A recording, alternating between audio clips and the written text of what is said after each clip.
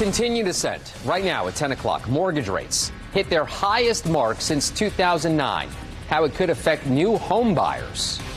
And a new study says Hoosiers are overpaying for hospital services, how Indiana compares to neighboring states. And spot in the general election why an accused murderer is still on the Boone County ballot for November. News 8 at 10 starts now. And new at 10 o'clock, mortgage rates are at their highest point since 2009. This week, the 30-year fixed rate mortgage rate is averaging 5.27%. Well, that's nearly a 3% increase from last year. Let's head out to News 8's Demi Johnson, who spoke with a realtor about the jump.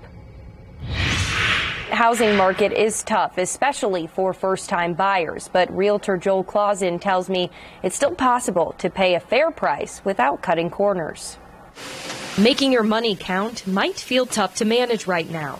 Inflation is at a 4-decade high. Mortgage rates are on the rise, home prices are up, and the supply is down. We've taken away about 20% of their buying power this year alone, just from January 1 until today. But even with the uncertainty, realtor Joel Clausen says business is booming. I mean, rates have gone up over 2 points since January 1, and we're still seeing droves of people buying homes. And we're getting ready to be right into our busy season. So, people are still doing it. The most recent report from mortgage buyer Freddie Mac shows the 30-year rate rose to 5.2%, which is up from 5.1% last week. Last year, the average rate was 2.96%. Clausen says the jump does cause sticker shock for some first-time buyers, but he says it all comes down to budgeting. You're going to be paying someone's mortgage, whether it's yours or you rent, you're paying someone else's. So you got to figure out what you can afford. We're not buying, when you buy a $300,000 house, you're not buying $300,000. You're buying a mortgage payment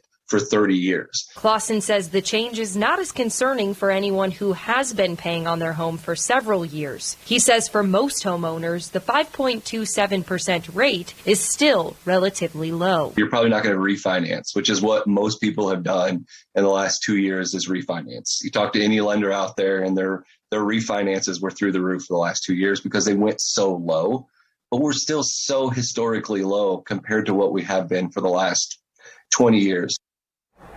Many economists are predicting more rate increases over the next several months.